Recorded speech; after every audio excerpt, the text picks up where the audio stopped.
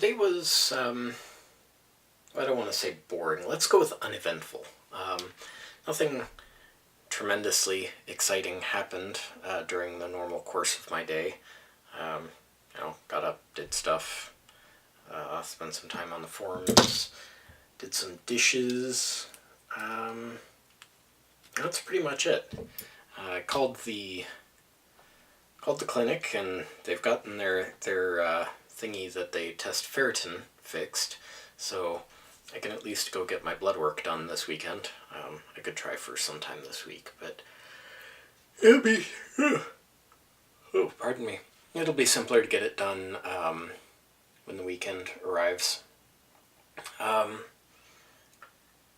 Yeah, I don't really have anything else overly exciting to report. I did finally get my last order from Banggood, and it's the last order I'll ever be getting from them, which in a way is kind of disappointing, but I have to stand by my assertion that I'm sick of their horrible customer service and won't be ordering anything from them anymore. That being said, this was one of the things I got, and I already did kind of a little bit of a play around with it on my main channel, but this is actually a pretty neat little multimeter that I got, and it was $17. So I have to give them credit. This is actually pretty well made. I don't know about its accuracy just yet. I haven't done any testing. Oh, okay, so that comes off. I was just playing with this rubber case, and it seems to just peel right off if you want. I may peel that off later and open up the multimeter and see inside. But I also don't want to break it, because it's actually pretty decent. But yeah, so I did a post-bag video over on my main channel where I open everything up and mess around with the multimeter for a bit. What else can I say? Yeah, nothing too exciting to report. Although my boyfriend and I did finish playing Unravel 2 today. We've been playing it pretty heavily for 3 days, so there's not a overwhelming amount of content in the game, but it was just absolutely brilliant. Now we've got some completion stuff like time trials and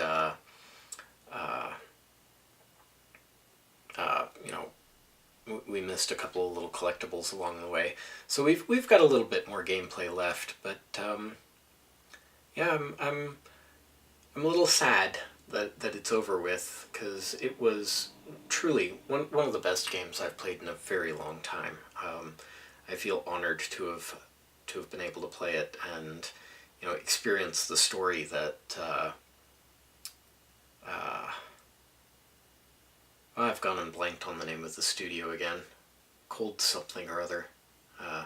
EA was the publisher, and the guys that made it were Cold something games. I'll put their name in the description below. But really, just a fantastic game. Closes up with a really powerful message that I think you don't get if you don't do all of the challenges and rescue all of the little yarn dolls. That's the characters in the game, are these little yarn dolls. But yeah, it ended up with a really powerful message, and I felt quite sad, but also very content with the gameplay. Just really very, very brilliant game. I highly recommend it. It's cheap. Buy it, play it, and it's really, really worth it.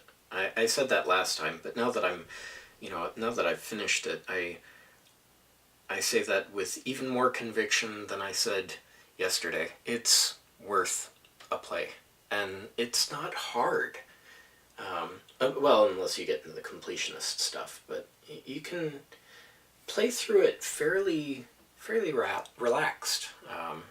So yeah, it's a neat game. Really liked it. Sad that it's over, but glad that I got to play it.